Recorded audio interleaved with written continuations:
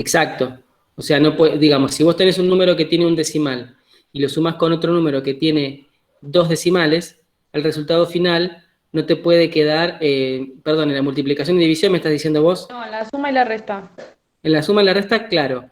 Si vos tenés un número que tiene un decimal y le sumás un número que tiene dos decimales, el resultado final nunca podría tener tres decimales. Claro, pero puede tener uno o puede tener dos. No, tiene que tener estrictamente la misma cantidad que aquel que menos tiene.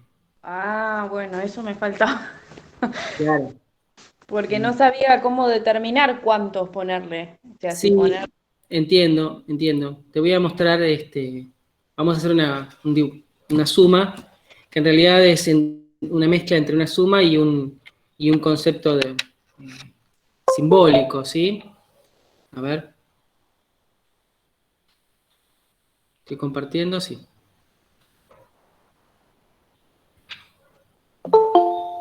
Veamos. ¿Se ve mi pizarra ahí? Sí, profe. Bueno, Sí, sí, se ve. ponele que yo tengo que sumar 4,8 más, no sé, 16,65. ¿Sí? Bueno, vayamos por partes. ¿Cuántas cifras significativas tiene 4,8? Dos. Dos cifras significativas. Dos cifras significativas. Bien. Y acá voy a hacer una modificación. Ponerle que voy a tener 0,53. ¿Sí? Bien. ¿Cuántas cifras significativas tiene ahora este segundo número? 5. 5 cifras significativas. Muy bien. 5 cifras significativas. Bien. ¿Cuántos valores asegurados tiene 4,8 y cuántos con incertidumbre, con un valor asociado a una incertidumbre? Este que tenemos acá. Una. Uno con un valor exacto, un valor conocido, y uno asociado con una incertidumbre. ¿Sí? La incertidumbre está en este caso en la posición del decimal. ¿Sí? ¿Cuántos valores asegurados tenemos acá? ¿Cuántas cifras significativas tenemos aseguradas? Dos. Tenemos en total 4 cifras. Estas 4 están aseguradas. Recuerden que un número con cifras significativas son una cantidad de números asegurados más un número asociado con un error. Entonces, el error, en este caso, a este número, está asociado, el valor de incertidumbre del número, está ligado a la tercer decimal. ¿Sí? O sea que el último, si yo quisiera escribir este número correctamente, tendría un desvío promedio de más menos 0,00 y un número distinto de 0. Y este primer número tendría un valor de desvío promedio asociado de 0, y un número distinto de 0. ¿Sí? Entonces, el 4,8 tiene una incertidumbre, un valor no asegurado del todo, en la posición del decimal y concretamente digamos, el número está reemplazado por el número 8. El número que ocupa ese lugar es el 8. ¿Sí? Ahora, si yo planteo la suma, yo tendría 4,8 y tendría que sumar 16, o sea que pongo el 6 en la columna de la unidad, el 1 de este lado, coma, ¿sí? Como les enseñaron en la escuela, ¿no? En el primer espacio decimal va el 0, después va el 5 y después va el 3. ¿Qué nos decían en la escuela? Bueno, donde yo tengo que sumar esto, donde no hay nada, completo con un 0, ¿sí? ¿Dónde no tenemos nada? Y no tenemos nada en esta posición para sumarle al 5 de la centésima y no tenemos nada para sumarle en esta posición. O sea, la posición del 3 de la milésima. O sea que el número 8 tiene un valor con una estimativo de un error. Y el número 3 tiene un valor estimativo de un error. Pero ¿qué pasa con este lugar? Si ya el 8 no estoy seguro que es un 8 porque está asociado con un más menos, ¿sí? ¿Qué está pasando con este otro lugar? Por muchísimo más no sé lo que es. Y ni hablar de esta tercera posición de decimal. Es por ese motivo que cuando yo hago la suma, y originalmente decíamos que cuando no había nada poníamos un 0, y sumábamos 0 más 3, 3. 0 más 5, 5. 8 más 0, 8. Coma. 4 y 6, 10. Pongo el 0, me llevo 1, y acá va un 2. Ahora sí, volvamos a analizar esto de dónde está el error. Fíjense que el error lo tenemos acá, ¿sí? En esta línea. ¿Por qué? Porque es donde está apoyada la incertidumbre del primer número. Entonces yo ya no sé si realmente este fuera un 5 o un 6 o un 7 o un 0 o un 9, porque en concreto ni siquiera sé que es correcto el 8, que está en la posición decimal. ¿Se entiende? Por ese motivo yo no puedo dejar más decimales, incluso que los decimales que tiene el segundo número. Tengo que dejar menos que estos 3 decimales. De hecho, tengo que dejar la misma cantidad de decimales que aquel que menos tiene. ¿Se entiende? Porque esta suma no tiene sentido. Esta suma no es real. O sea que se deja la cantidad de números que la cifra significativa primera que tiene en total, o sea, No, 2. que la cantidad de decimales del que menos tenga. Claro, se dejaría solo uno nada más. Se dejaría solo Quedaría uno. 20,8, sería. Y a ver, ¿qué dicen los demás? ¿Queda 20,8 o queda 20,9? 9. Sí, sí. Ah, no, 0,9, sí, perdón. 20,9 porque tenemos un 5, pero no es un 5 puro. Si quieren pueden pensarlo como un 53, que es más grande que 50. Entonces esto haría que redondeemos este número una unidad hacia arriba. Así que esto me queda como 20,9. Profe, yo no entendí que tomó como valor asegurado el 16 hasta 0,5, ¿no? No veo acá con el Exacto. celu tan chiquito. Sí, ¿Por es qué lo correcto. tomó igual también como asegurado, aunque esté después de la coma, los decimales? Están asegurados porque las cifras significativas son una cantidad de números asegurados más una sola incertidumbre. Y esa incertidumbre se ve reflejada solamente en el último número, que es en este caso La el 3. incertidumbre es solamente una. Solamente una. Claro, Ah, porque no tiene sentido dos incertidumbres, porque si el 3 es una incertidumbre, es un valor asociado a un error, a un más menos, ¿qué sentido tiene que yo te ponga 32 acá? Si yo sé que el error puede estar acá, entonces agregarle un 2 no tiene sentido. Creo que los ¿Está bien? confunde el hecho de que sean decimales, porque Claro, justo puede el ser. 8 tiene incertidumbre y es un decimal, pero podría haber sido 48 el número y el 8 sigue siendo el último y es el que tiene la incertidumbre. O el de la incertidumbre. 342 y el 2 tiene la incertidumbre. ¿Sí? Puede ser un entero, no necesariamente un decimal. Claro. ¿Se entiende? Por ejemplo, lo escribo lo que dice Vero. Por ejemplo, vos tenés que sumar 48 más 160. ¿Sí? Entonces lo acomodo. 48 más, acá va el 0, acá va el 6, acá va el 1. Y lo sumo como viene. 8 más 0, 8. 6 y 4, 10, pongo el 0, me llevo 1, esto es 208. Ahora, ¿cómo lo expreso correctamente? Bueno, tendrá que tener la misma cantidad de decimales que aquel que menos tiene.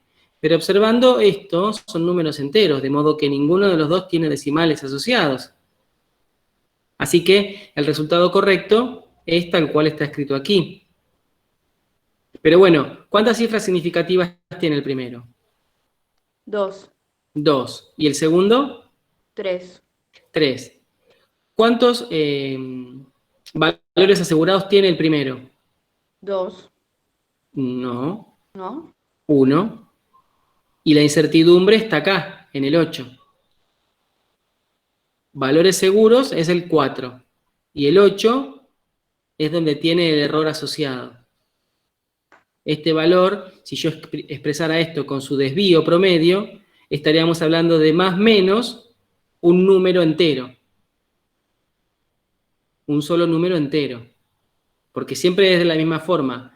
Una serie de valores asegurados, que puede ser uno o más de uno, y un único valor con incertidumbre.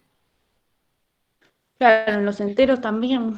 También, este segundo número, ¿cuántos valores asegurados tiene? 2, ahora sí. Claro, ahora sí, tiene 2 valores asegurados. ¿Y el 0 es una incertidumbre? Y siempre vamos a tener una incertidumbre asociada. En este caso, el 0 es una incertidumbre, pero no el 0 como número, sino el 0 como posición. ¿Sí? Tiene una incertidumbre en ese lugar. Claro, puede ir cualquier número ahí. Exactamente, o sea, va concretamente un 0 y tendrá asociado un error. O sea, este también tiene un más menos un número entero, que va entre 1 y 9. ¿Está bien? Sí, profe. ¿Entendió? Más dudas. Sí, profe, y en Bien, el está caso bueno. de multiplicación o división con un número entero, Ahí sí tengo que tener en cuenta la cantidad de cifras significativas. Profe, y en caso que nos den una operación que tenga suma y multiplicación. Por ejemplo, en el anteúltimo tenía 341,55 menos 61,04 dividido 22,3. Primero Bueno, tenemos que hacer la división. a eso te iba a marcar. Primero tenés que fijarte cómo está escrito. Y cómo está escrito en realidad tiene que ver a qué operación tenés que hacer. Fíjate que en este caso yo tengo un menos que me separa esta operación, este Sí. cociente, de la resta. Así que primero haré el cociente y aplicaré las reglas de cifras significativas para cociente, que es mantener la menor cantidad de cifras significativas. O sea, tener la misma cantidad de cifras significativas que aquel que menos tiene. Y luego hacer la operación de resta y ahí aplicaré la regla de la suma y la resta. Ah, ahí está, listo. En cambio, Gracias. en este caso de acá, bien. Fíjate que el paréntesis te fuerza primero a hacer la resta. Sí. Entonces, Sí, primero como cualquier operación matemática. Claro. Pero tengo que aplicar las dos cosas entonces cuando es así. No. Primero, Acá también aplicas cosas.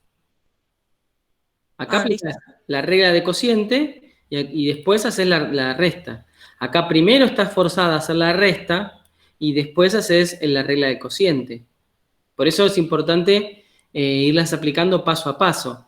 Pero si es solamente una expresión matemática, como rara vez una expresión matemática te indica específicamente qué hacer primero, te deja liberado al azar qué hacer, te le va dando las pautas de cómo está distribuido los más y los menos, si tenés paréntesis, corchetes y llaves, hay un orden para realizarlo.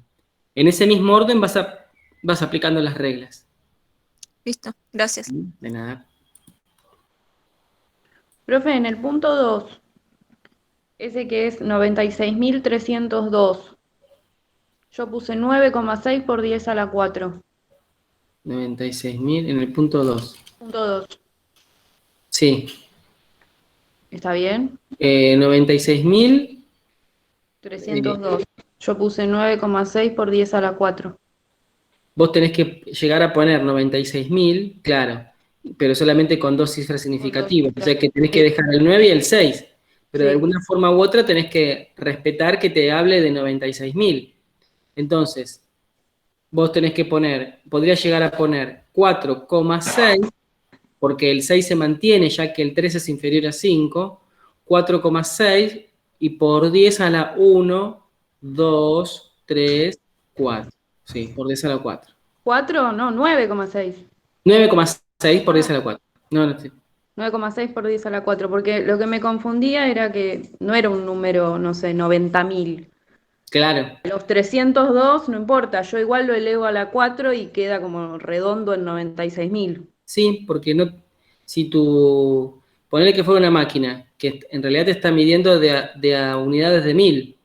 Porque tu incertidumbre va a estar ahora apoyada en el 6.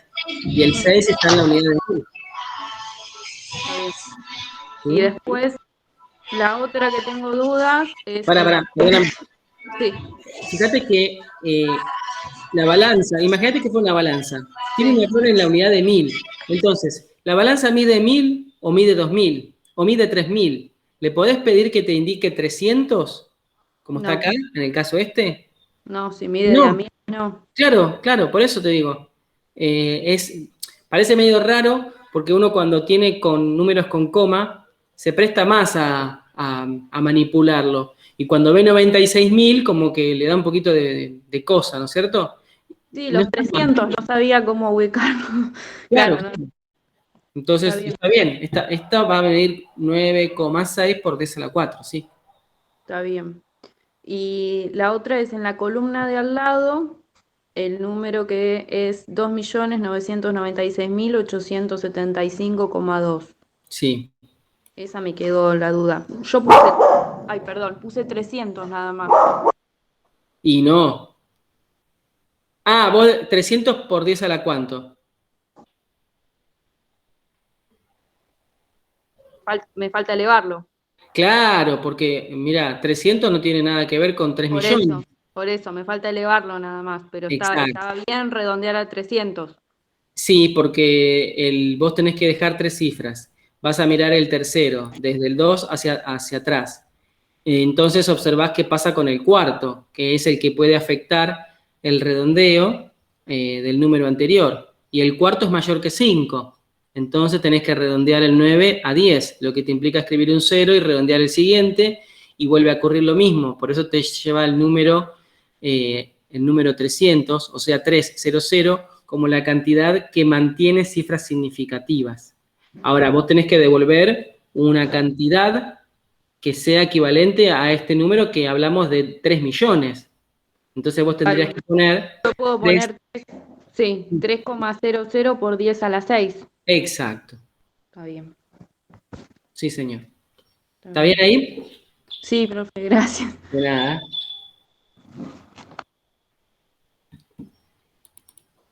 ¿Alguna más de esta guía?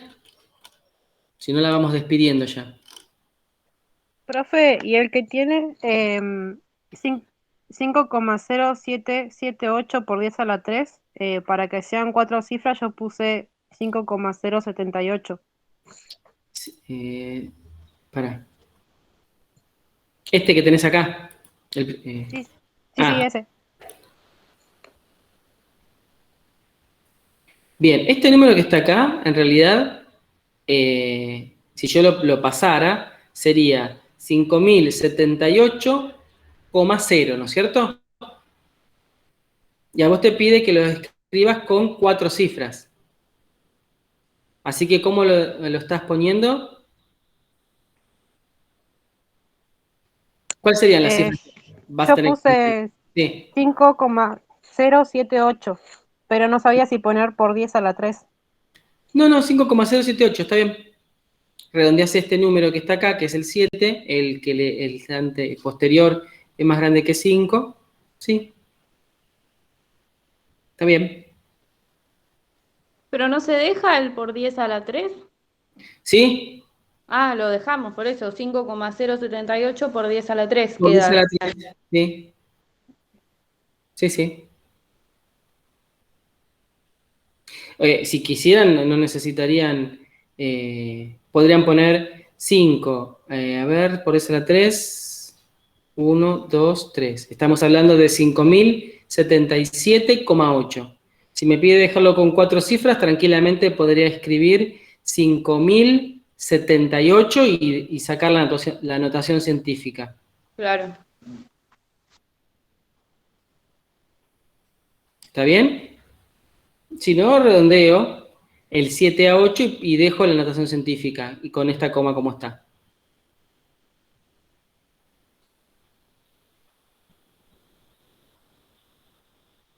¿Alguna otra pregunta? Profe, ¿Sí? el 54,85 que está abajo. Sí. ¿Estaría bien escribirlo como 5,48 por 10? 54,85 y te lo pide con 3 cifras significativas, ¿no es cierto? Entonces, tengo que dejar el 5, tengo que dejar el 4 y observo qué pasa con el 8. Para eso tengo que tener en cuenta cuáles son los números que le siguen al 8 y es 5. Y solo 5. Entonces, ¿qué indica la regla? ¿Qué fue lo que se consensuó? ¿Qué pasa cuando es 5 clavado respecto del anterior? Se suma una unidad. ¿Siempre? No, Cuando es si es impar. par. Cuando es impar. Doble unidad, ahí está, cuando es impar. Pero el 8 es par. Así que se corta en 54,8. ¿Está bien? Por pura regla, digamos, ¿sí? Se redondea de esa forma cuando es estrictamente 5. Pero escribí, digamos, 5,48 por 10. Si quisieras, pero no te está pidiendo que lo pases a notación científica. Si vos escribís esto con 3 cifras significativas, podés poner 5,48 por 10. Sí, está bien. Pero ahí estamos como mezclando notación científica con lo que es cifra significativa, que lo podés poner también, sí.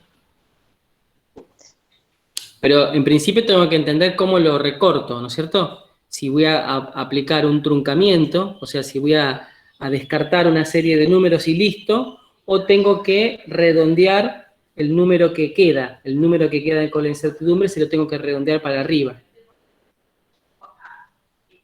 ¿Está bien? Sí, gracias.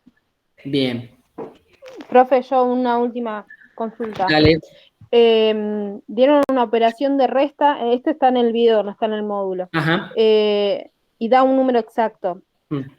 Y después lo dividieron con un número decimal. Por ejemplo, digo la operación, Dale.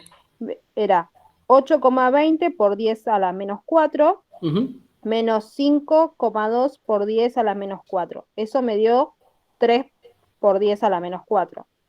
A eso lo tenía que dividir a 5,20. Ujú. Quedaría como resultado 0,58 o no sé, o no sabría cuántas cifras. 5,20 tiene 3 cifras significativas. Claro, ¿Y el numerador cuántas cifras significativas tenía? 3. 1, digo, era 3 dividido 5,20. 3 dividido 5,20. Tiene que quedar con una sola cifra significativa, entonces. 0, entonces. Una sola cifra significativa. El 3 era un clavado. Claro, 3 de la unidad era, ¿no es cierto? claro, sí. Ujú. Una Entonces sola sería 0,5, entonces. No. Sería 5 por 10 a la menos 1. Porque es una sola cifra. Si bien el 0 no cuenta, bueno, lo puedes dejar como 0,5, el 5 a la izquierda no cuenta como cifra significativa. ¿Está bien? Bien, gracias. De nada.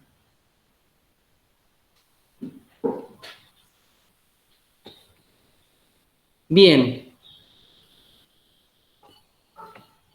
¿Alguna otra duda que tengan por ahí de la unidad de mediciones 1? No, profe. Ahora me falta practicar lo que vi ahora. Sí, hay que ponerlo en práctica. A veces pasó también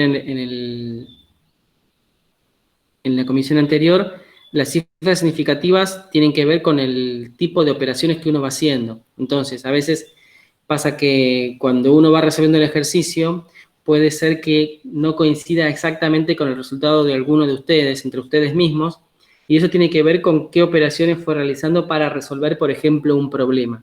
En este caso a todos nos tiene que dar lo mismo porque está pautado, está escrito, o la cantidad de cifras significativas con la que tengo que expresar el número, o la operación que tengo que hacer.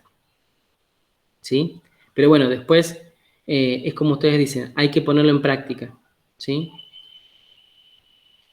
Lo mismo pasa con nomenclatura, por ejemplo, ¿sí? Como que de cero arrancar a leer nomenclatura es imposible. y es pesado, pero bueno, hay que practicarla y practicarla hasta incorporarla como forma de escritura y de lenguaje en sí mismo. ¿Mm? Imagínense el ejercicio de hoy que era de 96.302. Si yo lo pensara en gramos, una balanza que tiene hasta la milésima. Es una balanza re de laboratorio que pesa hasta la milésima, ¿sí? No existe una balanza que pese hasta la milésima y que yo le ponga arriba 96.000 kilos. Una balanza que pesa hasta las milésimas te pesa hasta 2 kilos.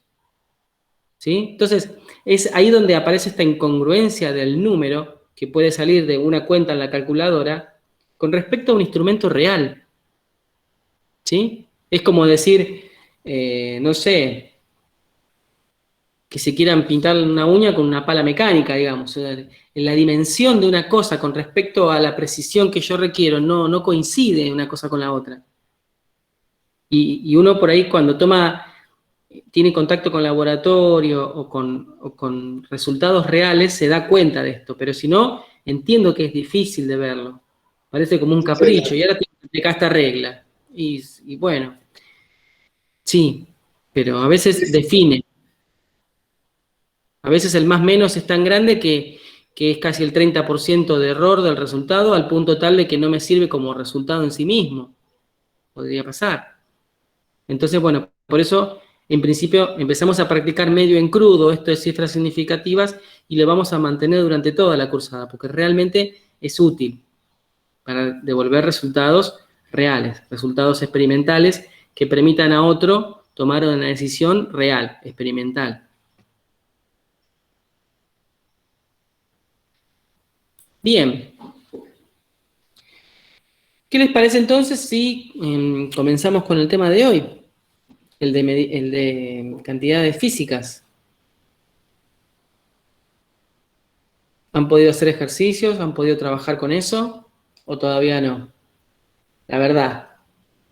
Yo no, profe, estoy todavía con el anterior. Bueno, Magalí.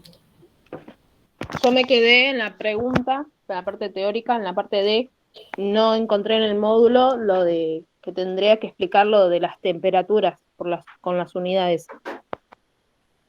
¿De qué ejercicio me estás hablando? ¿Cuál? De la pregunta D, la parte teórica, que dice, explica por qué las unidades de porcentaje peso-peso y peso por millón no depende de la temperatura, mientras que las otras unidades que vamos a utilizar sí las hacen. Bueno. ¿Y los demás encontraron una respuesta a eso?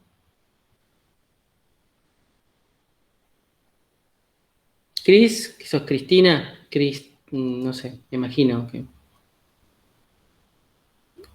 La que habló, ¿quién fue? Cris, 1988, Romano. Griselda. Griselda.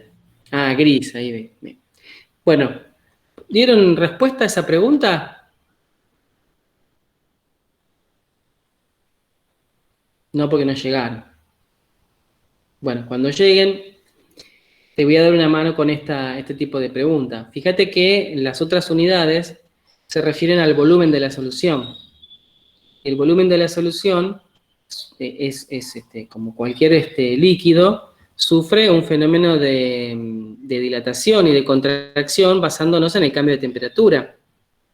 Entonces, si yo tengo una solución que tiene una concentración, o sea que está referida a una determinada cantidad de soluto en un litro de solución, y yo caliento la solución y la solución ahora tiene más que un litro, ¿la concentración me va a quedar diluida o concentrada? La nueva concentración va a ser respecto de la anterior, ¿diluida o concentrada? Diluida. Diluida. Mínimo, no estamos hablando de... Pero la verdad es que la concentración va a cambiar. Eso implica que cuando yo establezca concentraciones en unidades de volumen, tendré que tener en cuenta esto. Por eso el material de vidrio, el material volumétrico, dice explícitamente a qué temperatura va a utilizar. Dice el matraz, 1 litro o dice 500 mililitros y te pone 20 grados centígrados, 25 grados centígrados, que es la temperatura a la que fue calibrado. vos lo querés usar a 40 grados, 30 grados, bueno, el material no fue calibrado a esa temperatura. Pero las unidades, en términos de masa, como el porcentaje de masa en masa o porcentaje peso en peso, establece una relación entre masa de soluto con masa de solución. Y la masa es invariable con respecto de la temperatura. O sea, si yo tengo 2 gramos y lo caliento, siguen siendo 2 gramos. Salvo que se descomponga, ¿no es cierto? Ahí estamos hablando de otra cosa. Entonces yo tengo 2 gramos de una sal y la calenté, y seguirán siendo 2 gramos. Y el porcentaje, y eso pasa para el porcentaje de masa en masa o peso en peso. Y cuando tenemos partes por millón, las partes por millón son cantidad de partes en 1.000.000 de partes. Y esas cantidades de partes generalmente son cantidades en masa, ¿sí? Como esa cantidad de partes se expresa por lo general 5 partes por millón, 10 partes por millón, 8, son cantidades muy minúsculas de ese soluto en esa enorme cantidad de solución, que sería el solvente más el soluto, es la solución. Y por eso se utiliza también un equivalente, una aproximación de partes por millón de ppm a miligramos por litro. ¿Sí? Es una aproximación. ¿Por qué? Porque partes por millón son partes en millones de partes. O sea que si yo expreso en cantidad, sería gramos de soluto, 5 gramos de soluto por cada millón de gramos de solución. ¿Sí? La misma unidad, masa y masa. Miligramos por litro cambia, porque miligramo es una unidad de masa y mililitro es una unidad de volumen. Pero es una aproximación que se utiliza. ¿Por qué? Porque en lo común, en lo cotidiano se utiliza, ¿sí? Miligramos por litro de ion sodio, miligramos por litro de potasio. Entonces, si volvemos a comparar miligramos por litro con ppm, con partes por millón, tenemos que, nuevamente, es una relación de masas, y las masas no cambian con el aumento de temperatura, por eso esas unidades de concentración se las considera invariables respecto de la temperatura. ¿Se entiende?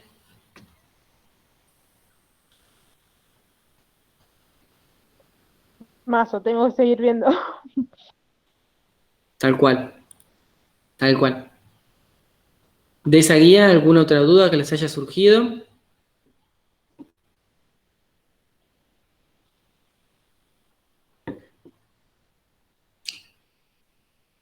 Propongo una aproximación a un tema que está en esa guía, que es el del de solubilidad, como para que lo podamos charlar. ¿Vieron lo que es la solubilidad? ¿Qué implica la solubilidad? Sí. ¿Qué es la solubilidad? Es una magnitud física. ¿Y qué mide en particular? La proporción máxima del soluto. Proporción máxima de soluto, muy bien. ¿Qué más? Es la cantidad del soluto que se puede disolver en una solución. Habla de soluto y solvente. Por ejemplo, no sé, el polvo de un jugo y el agua. Sí. Claro, dependiendo de la temperatura. Ahí vamos armando. Ahí va apareciendo la definición completa. Porque si no está completa, lamentablemente está mal. ¿Sí? Entonces, ¿es una propiedad física? Sí, porque eso que está ocurriendo, en eso que está ocurriendo no tenemos cambio químico. ¿Que da origen a una solución? Sí, también. ¿En cualquier concentración? No. En la máxima cantidad de soluto posible en esa solución o en esa cantidad de solvente. Y eso va a depender de 3 factores. La naturaleza del soluto, la naturaleza del solvente y la temperatura. ¿Sí? Entonces, la máxima cantidad de determinado soluto que se puede disolver en una determinada cantidad de solvente a una temperatura dada, se expresa como la solubilidad de dicho soluto en ese solvente o en esa solución. ¿Sí? ¿Se entiende? Bueno, y la gráfica que aparece en la guía es para una sal, no me acuerdo cuál. Acá está. El ejercicio 2 dice la solubilidad del azúcar en agua a partir del mismo. Observe el gráfico de solubilidad de agua y a partir del mismo responde las consignas siguientes. Bueno, esta es la gráfica. Esta es la gráfica de la solubilidad en agua. ¿En qué está expresada? La Profe, no solubilidad. está compartiendo. Ah, Lo bien. está compartiendo, profe. Ahí comparto. Pensé que había dejado compartir.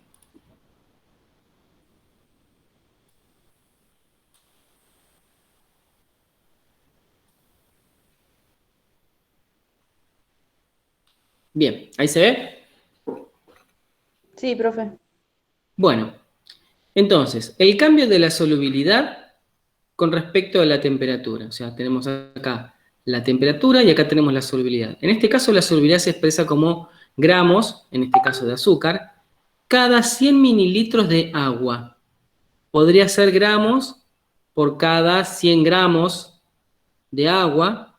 También podría ser gramos por cada litro de solución, ¿sí? En definitiva, expresa siempre una relación entre cantidad de soluto y su vínculo con el solvente o con la solución. En este caso es soluto y solvente. Gramos de azúcar que puede disolver como máximo en 100 mililitros de agua y agregamos a esto a una determinada temperatura. Por ejemplo, a 20 grados centígrados, ¿cuánto puede disolver de azúcar? 200. 200. Ah, Muy sí, bien. 200. Bien. Y a 40, a 40, no, a 60. ¿Cuánto disuelve? 300. 300, muy bien. Pero fíjense qué interesante, ¿no? A 20 disuelve 200. Si yo hiciera la regla 3 simple, como 60 es el triple que 20, me tendría que dar el triple de 200. Y el triple de 200 sería 600. Y no es 600. Así que, ojo con calcular, por regla de 3 simple, la máxima cantidad. Como verán, esta gráfica no es una gráfica lineal, ¿sí? Es creciente y podemos decir entonces que la solubilidad aumenta con la temperatura. Eso está bien, pero yo no puedo hacer una regla de 3 simple porque el cambio no es lineal. No es lineal. Eso que les quede claro. Y otra cosa que quiero que les quede claro es que no siempre la solubilidad aumenta con la temperatura. Miren este gráfico que tengo acá. Tengo, aparte de compuestos moleculares como la glucosa, es un tipo de azúcar, tengo un montón de sales, ¿sí? Muchas de ellas, como el nitrato de amonio, como ¿qué sería este? El acetato de sodio, el sulfato cúprico, aumenta rápidamente con la temperatura, ¿sí? Pero, ojo, fíjense qué pasa con el cloruro de sodio, esta raya negra que está acá. ¿Qué puedo decir del cloruro de sodio? Que se mantiene siempre igual.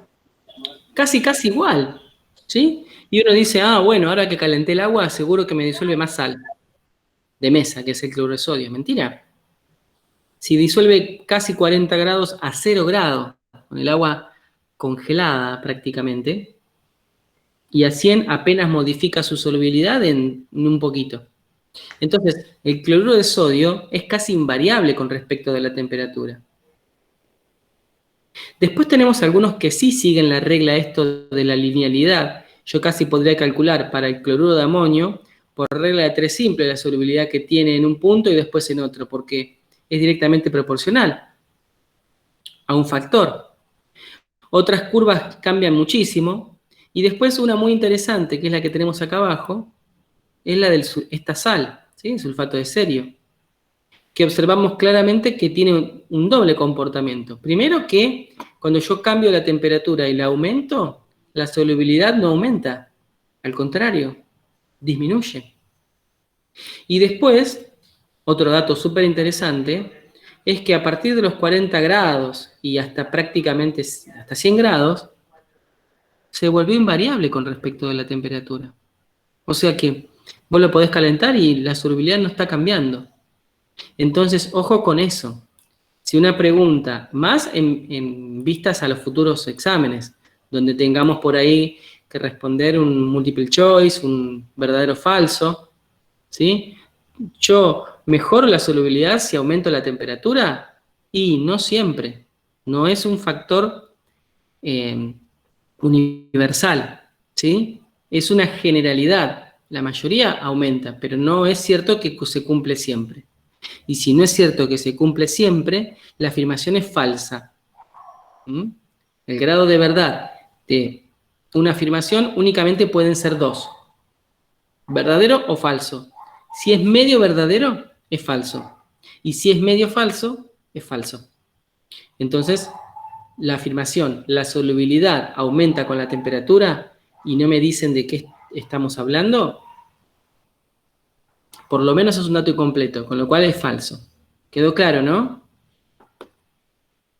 Sí, profe. Bueno. Así que no estamos en lo presencial, sino apostábamos. Y el que metía la pata le compraba un alfajor a cada uno de sus compañeros, por no haberse acordado de esto que les remarqué.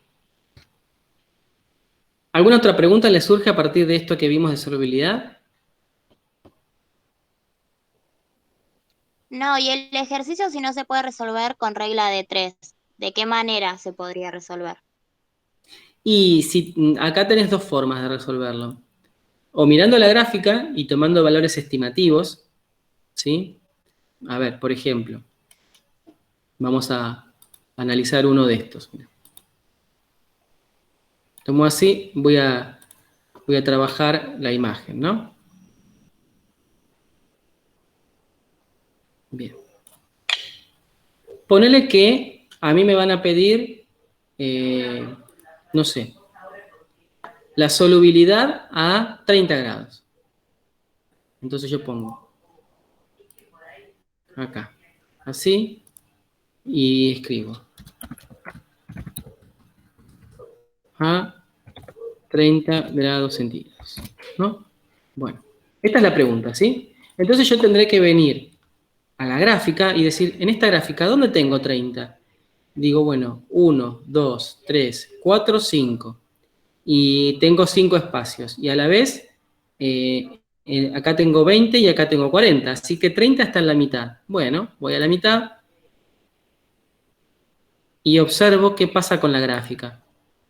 La gráfica de solubilidad, o sea, de máxima cantidad de soluto cada 100 gramos de agua, está ahí, cada 100 mililitros de agua. Entonces ahora voy al eje de la Y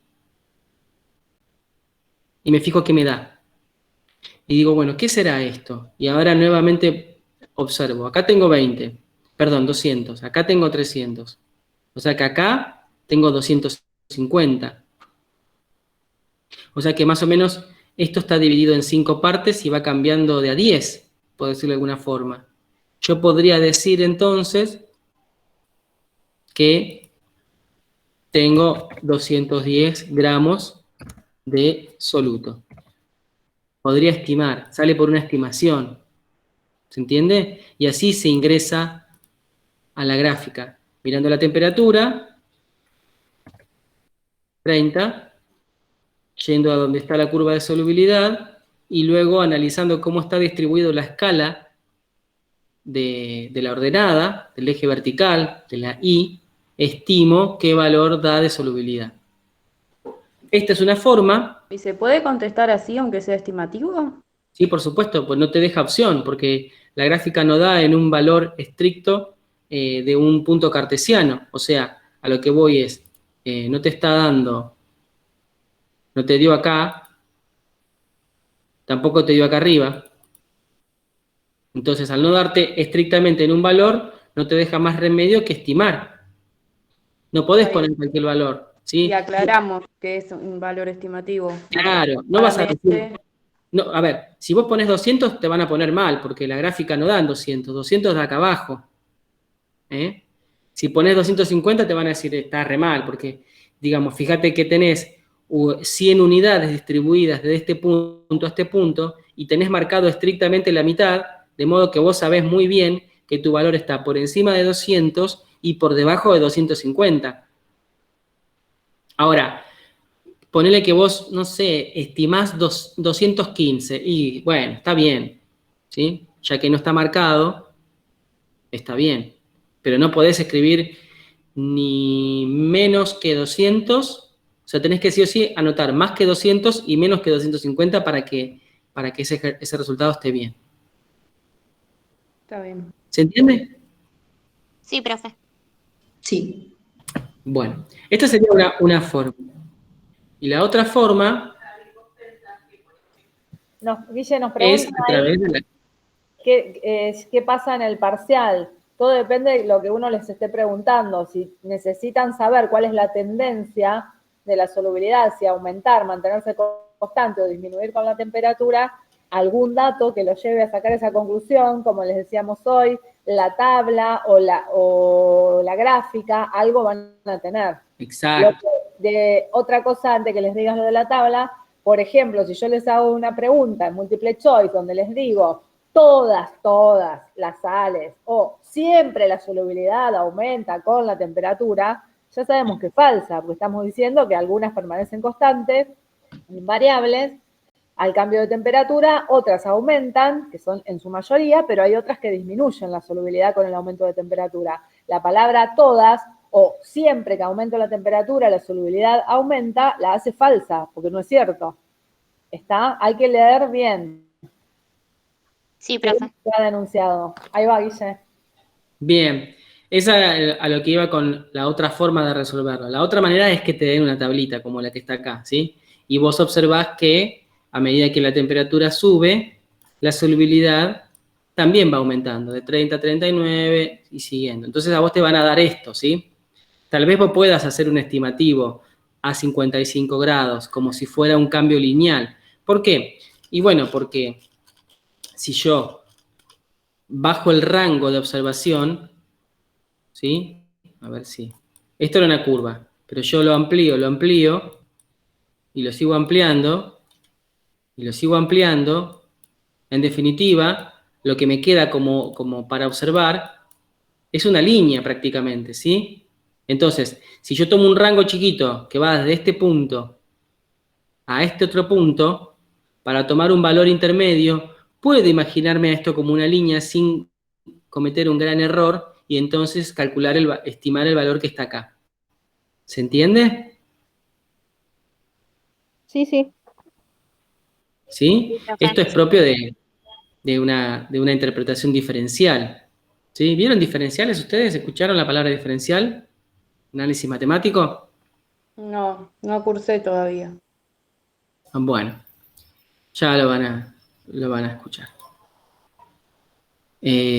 Así que bueno, esa sería la respuesta de las dos formas de encarar los ejercicios de solubilidad, o conociendo la gráfica o teniendo una tabla donde pueda estimar su comportamiento a medida que cambia la temperatura. ¿Sí? ¿Qué más?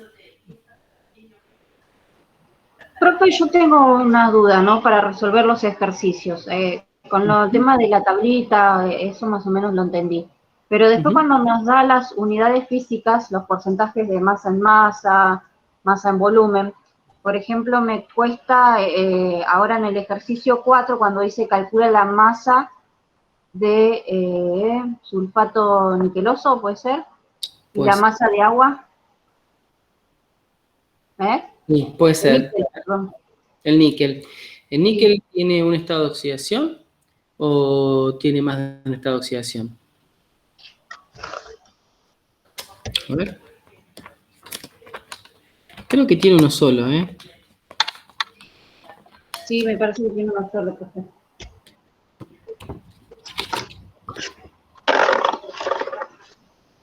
Elizabeth No, nos dice, se le complica mucho cuando tiene que usar la densidad. Que no no, es lo níquel tiene 2 y primero. 3. Me figura 2 y 3 a mí en la tabla. Tiene 2 y 3. Níquel tiene 2. Tiene 2 estados de oxidación, más 2 y más 3. O sea que es niqueloso, de níquel 2. No está bien. Y estamos hablando del ejercicio 4, entonces.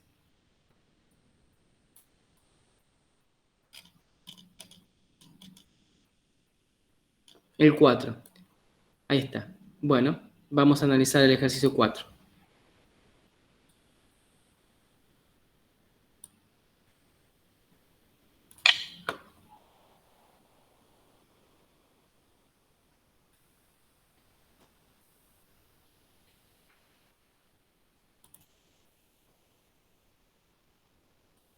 A ver.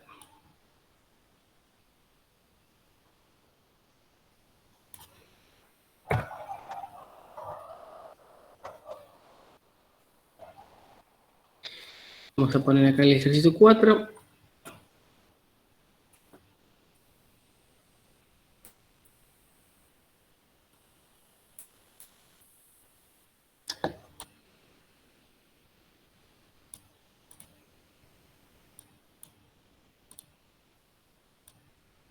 Dice lo siguiente. Calcular la masa de sulfato de níquel 2 y la masa de agua contenida en 200 gramos de una solución 6,00% peso en peso de ese soluto. Entonces, la información, primero, que me pasó y que me salteé y respondí lo que yo quise. Me está haciendo dos preguntas. La masa de sulfato de níquel 2 y la masa de agua. Ese sería el soluto y la solución, ¿verdad? No, sería el soluto y el solvente. La solución es de el agua más la sal. Soluto y solvente. ¿Sí? Ahora, me dan 200 gramos de la solución. Acá sí tengo la información de la solución. Y además tengo, además de la masa de la solución, tengo la concentración de la solución. Entonces, lo primero que tengo que hacer es recordar o tener a mano y repasar qué información me está brindando esta expresión compacta de concentración. ¿Qué está diciendo esto? Que hay 6,00 gramos de níquel en 100 gramos de solución. Muy bien, 6,00 gramos del soluto en 100 gramos de la solución. Muy bien. ¿Está bien hasta ahí? Ahora, fíjense lo siguiente, a mí me están diciendo 200 gramos de la solución. Entonces yo voy a hacer una regla de 3 simple, que es sencilla, pero bueno, para ver en concreto el tema de las cifras significativas. Voy a poner, si en 100 gramos de la solución hay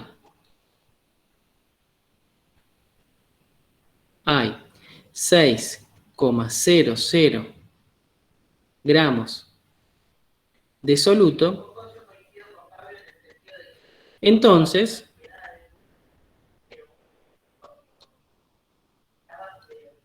en 200 gramos de solución habrá X cantidad. Si hacen la cuenta, la calculadora les va a decir 12 gramos, ¿sí? Porque es el doble que 6 y la calculadora no interpreta el tema de cifras significativas. Ahora nosotros observemos la cuenta para poder leer la cantidad de cifras significativas y aplicar el criterio que se utiliza para multiplicación y división. ¿Cuántas cifras significativas tiene este 100 gramos que estoy marcando acá? 3, profe. 3. ¿Todos dicen 3? Sí. Bueno, no. ¿Por qué no? Porque es por definición. porque es el cada 100. Entonces, esto que viene de definición, que está acá marcado, y esto está sacado y está puesto en este símbolo, y ese cada 100 es por definición. Entonces no lo consideramos. ¿Sí? Lo mismo pasa cuando decimos por litro de solución. Es un litro de solución. Salvo que digan lo contrario, esa no expresa cantidad de cifras significativas. Ahora, este 6,00, ¿cuántas cifras significativas tiene?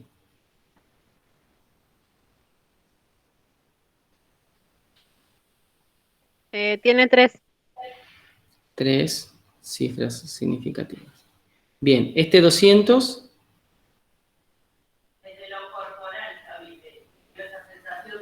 También. Perdón, También. profe, me perdí en el 100. Sí. Los que son valores asignados a porcentaje, ese cada 100 es por definición. Y entonces nosotros no le asignamos cifras significativas, ¿sí? O sea, es por definición. La cifra significativa asociada a la solución que vos preparaste, lo vas a decir acá, en el 6,00. Pero no vamos a ponerle cifras significativas al valor 100, ¿sí? Y eso no va a ser general. Siempre que es cada 100 de porcentaje o cada 1 litro de solución, vamos a dejar digamos, vamos a tomar que ese valor es por definición y como tal no tiene cifras significativas asociadas. O lo que es equivalente, tiene infinitas cifras significativas, no cuenta. Ahí está, ahí entendí. Bien. Entonces, el segundo es un dato experimental, concretamente, porque dice 200 de una solución, así que tiene 3 cifras significativas. Con lo cual, este resultado tendría que tener ¿cuántas cifras significativas? 3. 3. Entonces voy a escribir 12,0 gramos del soluto. ¿Está bien?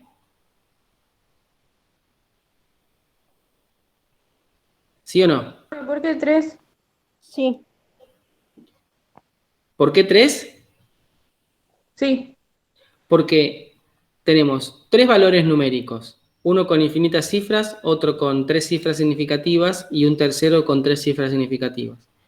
La regla de multiplicación y división dice, dejo la misma cantidad de cifras significativas Está bien, es la misma. que Ahí menos está. tiene. ¿Está bien? Ahora sí, Bueno, ahora sí. con este dimos respuesta a esto. La masa de soluto contenido en 200 gramos de solución. Pero me falta la masa de agua. ¿Cómo hago la masa de agua ahora? ¿Se puede sumar la masa de cada elemento? ¿Cómo? Yo pregunté si se puede sumar la masa de cada elemento. No tenemos elemento acá. Tenemos una sal y una molécula y una sustancia. Una Yo sustancia. había sumado, o lo hice mal ya. Ya había sumado hice mal. Sumé cada masa de cada una. Pero está el resultado de la solución Sí. y el soluto. Si se resta, ¿nos quedaría el solvente? Exacto. Tengan en cuenta que la masa del soluto más la masa del solvente me da la masa de la solución. O sea, si puse 20 gramos de una cosa y 80 gramos de otra cosa, tengo 100 gramos, ¿sí? Y yo conozco la masa de la solución, porque la masa de la solución dice que es 200 gramos.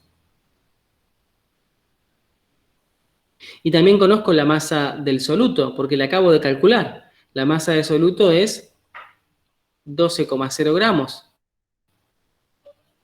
Entonces, ¿cuánto será la masa del solvente? Que el solvente es el agua. ¿Cuánto da esto? 188. 188. 188, perfecto. 188 clavado, 188,0, 188,00. ¿Qué apliqué ahí? 188,00, quedaría justo 188, porque tiene 3 cifras. No tenemos que tener en cuenta las cifras de acá, tenemos que tener en cuenta la menor cantidad de decimales. Las cifras, la cantidad de cifras es para multiplicación y división. yo acá tengo la cuenta 12,0 y tengo 200. Y el 200 no No. tiene decimales. Claro, y el 200 no tiene decimales. Entonces, en esta resta, yo tengo que dejar la misma cantidad de decimales que aquel que menos tiene. ¿Y quién es el que menos tiene? 200. ¿Y cuántos tiene? Ninguno. Así que el resultado es clavado. ¿Se entiende? Sí, profe. Sí, profe, Genial. clarísimo la explicación, gracias. De nada. Bueno. ¿Qué más? A ver. ¿Puede explicar alguno que tenga pureza? ¿Hay en la guía de pureza ya? El 9, profe, es de pureza. ¿Cómo? No te entendí, El Nicolás. 9 es de pureza. ¿Y ese está hecho o encarado o empezado o algo? No sé qué me preguntó Valeria.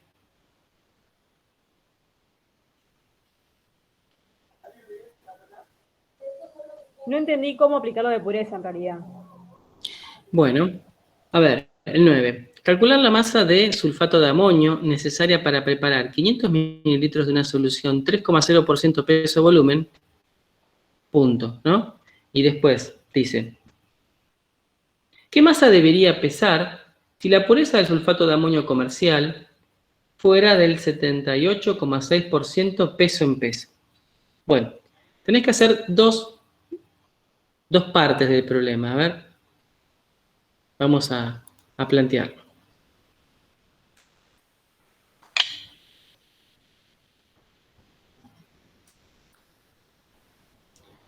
A ver.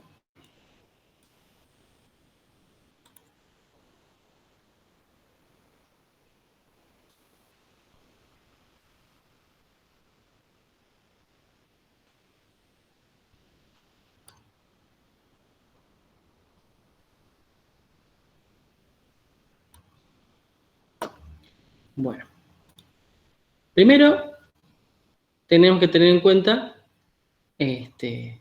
dos cuestiones. Por un lado, me pide preparar una solución de una determinada característica, pero luego ese soluto que voy a utilizar para preparar una solución viene con una pureza determinada. Podríamos de alguna forma u otra pensarlo como que viene de una solución previa que no es al 100%, entonces justamente es una mezcla.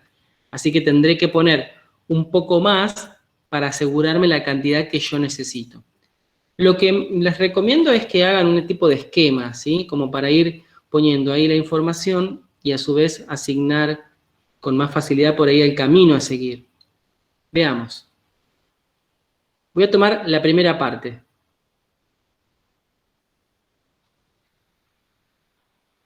Hasta acá, ¿sí? Voy a ponerle a esto 1. Entonces, 1. Me dice, calcular la masa de esa sal necesaria para preparar 500 mililitros de una solución 3%, 3,0% peso volumen. Entonces, yo imagino que tengo un matraz y que en ese matraz tengo 500 mililitros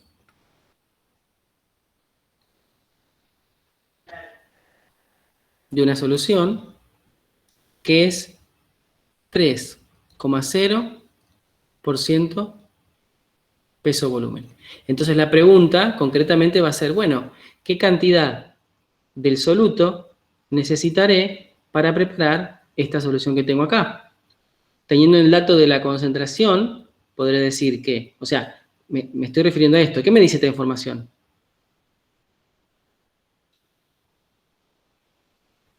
Que cada 100 mililitros hay 3 gramos. Exacto, que si yo la preparo de acuerdo a al requisito, a cómo me la están pidiendo, tendré que tener 3,0 gramos de soluto cada 100 mililitros, porque es porcentaje en peso volumen. Y me piden 500 mililitros. Entonces, diré que en 100 mililitros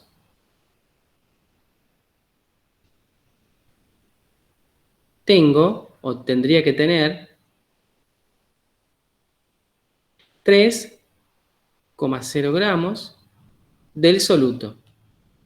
¿Sí? Entonces, en 500 mililitros, tendré que tener ¿cuánto? La cuenta me va a decir... 15,0. La cuenta, claro, la calculadora me va a decir 15 gramos. Y la pregunta es, ¿cuántas cifras significativas tengo que tener? ¿Por qué digo cifras significativas? Porque estoy aplicando el criterio de multiplicación y división. ¿Cuántas cifras significativas tiene 500? 3. 3. ¿Y 3,0? 2. 2. 2. ¿Y 100? No Infinita, no cuenta. No cuenta. Así que me tiene que quedar con 2. Sí. Entonces este resultado es correcto matemáticamente y también es correcto con cifras significativas. ¿Entiende? Sí. Paso B. Si yo tuviera el soluto puro, peso esos 15 gramos, los disuelvo hasta una cantidad de 500 mililitros y se terminó la historia. Pero ¿qué está pasando? Este soluto que yo tengo acá, en realidad no está puro, ¿sí? Sino que este soluto, y ahí voy a tomar la parte 2 del enunciado, ¿sí? Así, voy a ponerle 2. Voy a decir ahora que yo me lo imagino de esta manera. Es un soluto que podría ser un líquido o podría ser un sólido. Me lo imagino como un sólido, ¿no es cierto? Pero este sólido no es puro. Este sólido es al 78,6% peso en peso. ¿Qué me está queriendo decir esto? Que cada vez que yo tenga 100 gramos de la muestra, tendré solamente 78,6 gramos del soluto que a mí me importa. ¿Se entiende? Sí. Y si yo pongo 15 gramos de esto, ¿me preparé bien la solución o la preparé mal?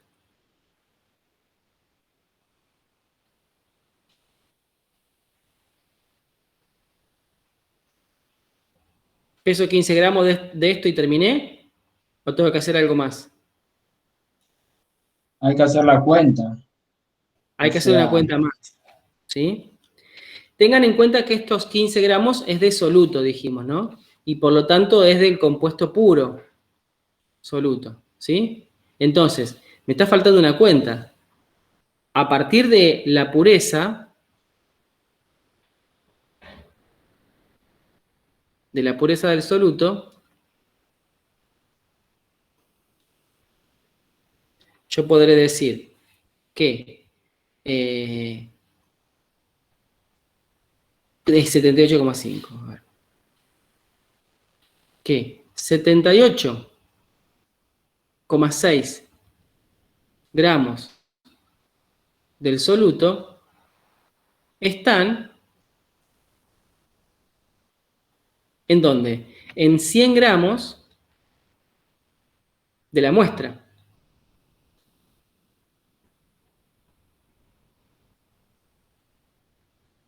Eso me lo dice ¿qué cosa? El dato de la pureza, ¿sí? Que 78,6 gramos de soluto se encuentran contenidos en 100 gramos de muestra. ¿Y yo cuánto necesito de soluto? 15. Entonces tendré que pesar un poquito más de esa muestra que me asegure que estoy poniendo 15 gramos de soluto puro. ¿Se entiende?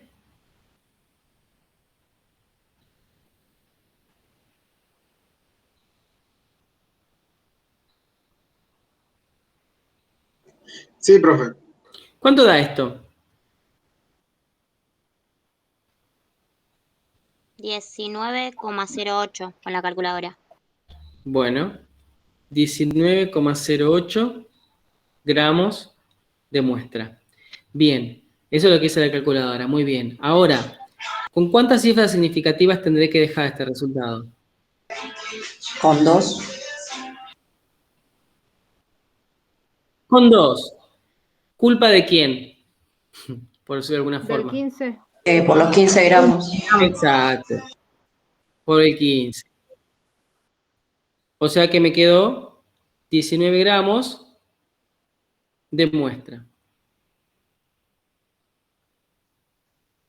¿Está bien? ¿Hasta ahí? Sí. Consultan en el chat otra manera de poder plantearlo, que es la que tanto no nos gusta, cuando usan el porcentaje en las reglas de 3 directamente. Ah, si esto es tanto por ciento, esto otro es tanto otro por ciento. De esa forma. Sí, matemáticamente les da, pero no plasma el sentido químico que la forma en que resolvió Guille recién, es decir, que cada 100 gramos de muestra realmente 78,6 son gramos de soluto. Claro. Esto es lo correcto. Lo otro no es correcto porque, te voy a dar un ejemplo. Si vos en una regla de 3 simple ponés 6%, o sea, a ver, pará.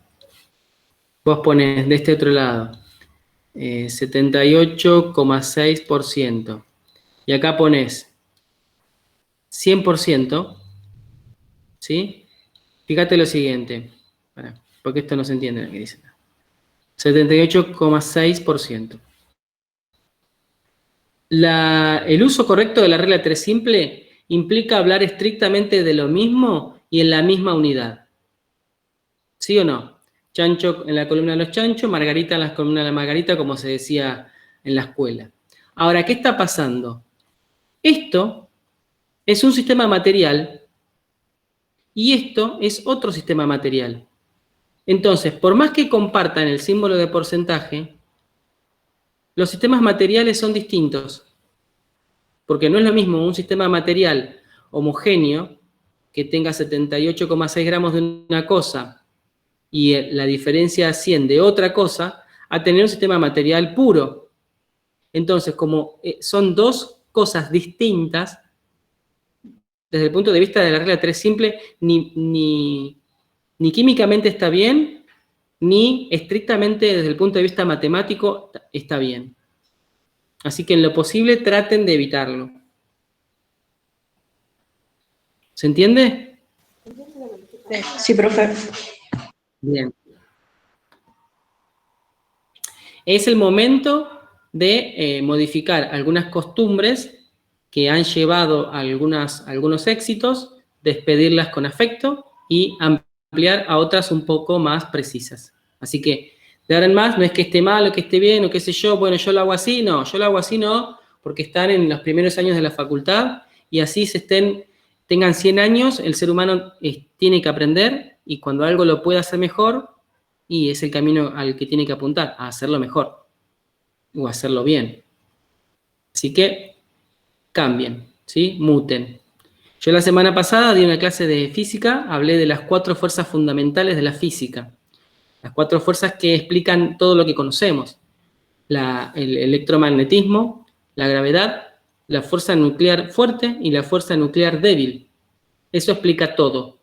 No hay una ecuación que encierre todo aún, ¿sí? Por eso está lo habrán visto en la película La ecuación del todo, ¿sí? Sin embargo, había la teoría fundamental de partículas, explicaba todo desde hace casi 60 años. Bueno, este año cambió.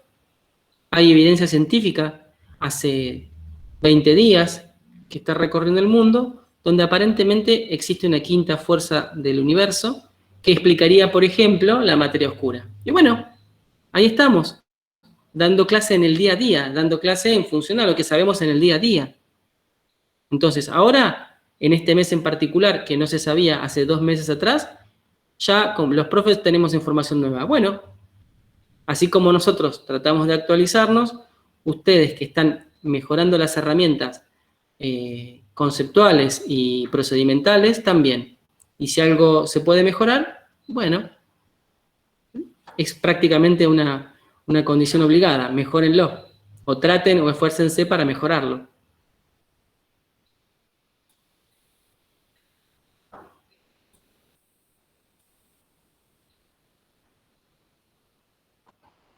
Bien, ¿qué más?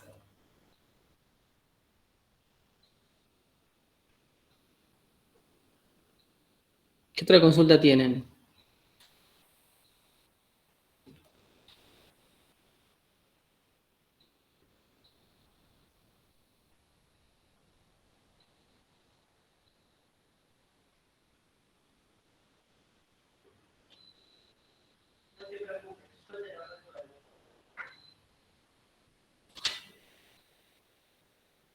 Profe, el 13 lo leí y quería hacerlo, pero no supe cómo hacerlo. Me confunde mucho lo que dice que busque el volumen del ácido acético. A ver. Es porcentaje volumen en volumen. Ah, Porque cuando tu soluto es líquido, ¿sí? Y tu solvente también, vos podés trabajar con porcentaje volumen en volumen.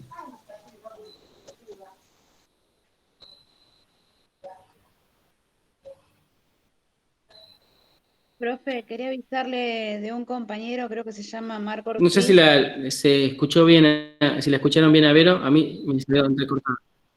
Profe. Sí, la escuché, pero me quedó la duda porque creo que ya está resuelto, porque dice que hay 1,3 mililitros de ácido acético en 100 mililitros de vinagre, sería que ya está como, no hay que hacer nada más. Sí, hay que sacar de eso la idea y escribirlo como una respuesta, que está bien, digamos, o sea, numéricamente es eso, pero hay que fundamentarlo como una respuesta. Está bien de lo que decís vos, Julieta. ¿Saben qué pasa? A veces ocurre que hacen la regla de 3 simple incluso y aparece un número y uno dice, ah, esta es la respuesta, pero no está integrada como una respuesta. Entonces, en este caso, si te dicen 15, a ver cómo dice, 1,3 mililitros de ácido acético en 100 mililitros de vinagre, ¿cuál es el porcentaje de ácido acético en ese vinagre? Bueno, está bien, son 1,5 gramos del soluto, porque el soluto es el ácido acético. Y la solución así preparada, de acuerdo a la oración anterior, se denomina vinagre. Entonces me está diciendo que tiene 1,3 gramos del soluto y me dice a su vez que está en 100 mililitros de la solución. Por lo tanto, podré decir que la concentración del vinagre es 1,3% volumen-volumen. Volumen barra volumen. Pero no hay que llevarlo a 1 litro. La No porque definición, pide el porcentaje. El porcentaje es cada 100. Ah, ok. ¿Sí? Si yo te hubiera dicho 1,3 gramos de ácido acético en 60 mililitros de solución o 60 mililitros de vinagre, vos ahí tendrías que decir, si en 60 tiene 1,3, en 100 tiene X para poder expresarlo en porcentaje, en cantidad referida a 100 de solución. En este caso 100, ¿qué cosa? Mililitros. ¿Sí? Por eso es porcentaje, volumen, volumen. ¿Sí? Ok, profe, sí. Bien.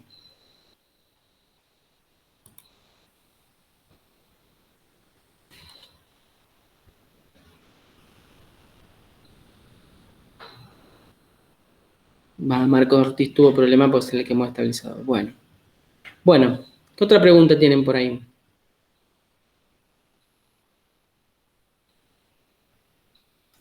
hoy lo que comentaron en el chat era acerca de la dificultad de utilizar la densidad o de cuándo utilizar la densidad en los problemas. La densidad es densidad de solución y vincula volumen con masa de solución, ¿sí? Ahí no interviene el soluto. Si yo hablo de la densidad de la solución, estoy hablando de lo que pesa en gramos el mililitro de la solución. Lo mido y lo peso, pero siempre ya tengo preparada mi solución, ¿sí? Donde tengo el soluto y el solvente. Entonces, lo que me permite es pasar de porcentaje peso en peso a peso en volumen, porque yo tengo algo que lo tengo expresado como masa de solución y ahora lo quiero expresar en una unidad en la que tengo el volumen de la solución. Entonces, sí o sí, en esos casos tengo que recurrir a la densidad. ¿Sí?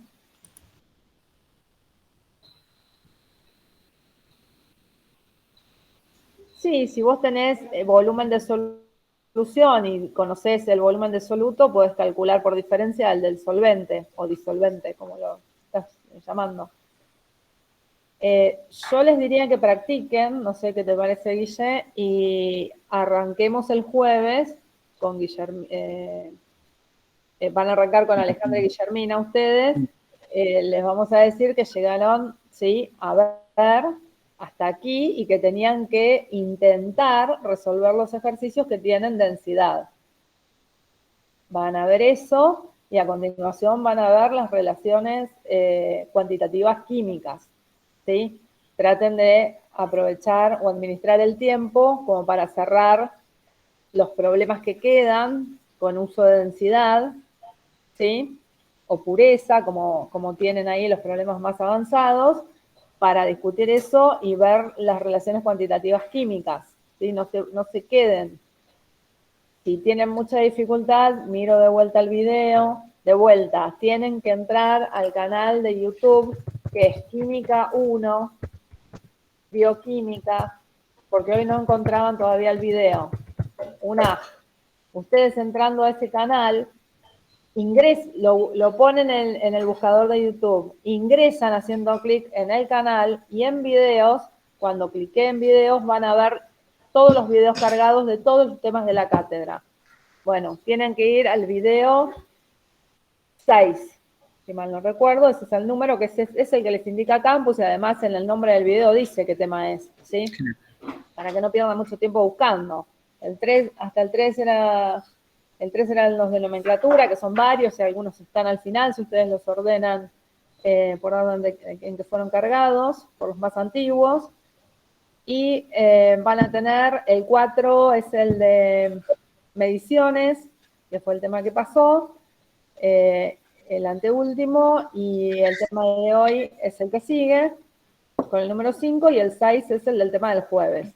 Así que no son muy extensos, los va a orientar y ayudar. Con eso y el cuadernillo pueden resolver, intenten algún ejercicio para consultar sobre algo más firme, para saber dónde se están trabando. ¿Sí?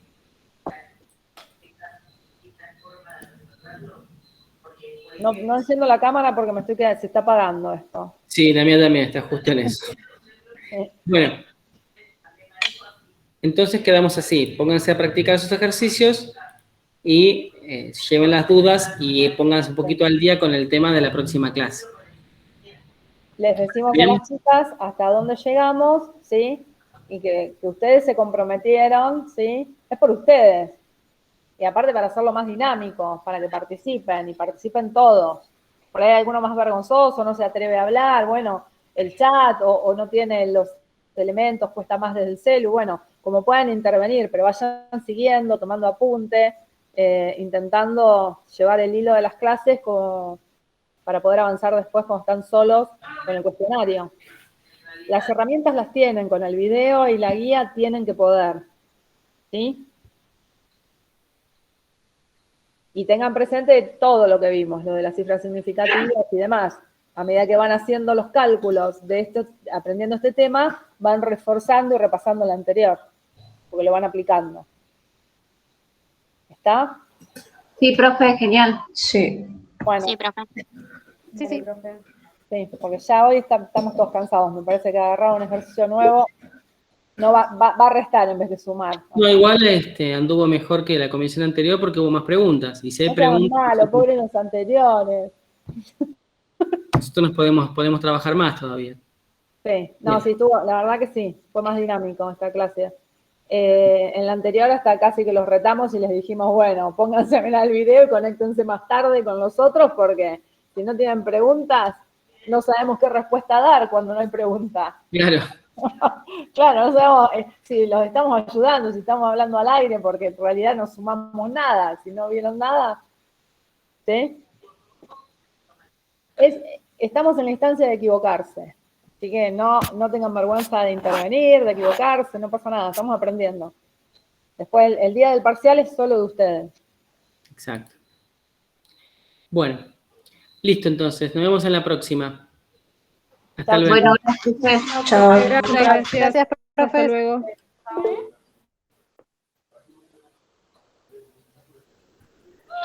Chao, profe.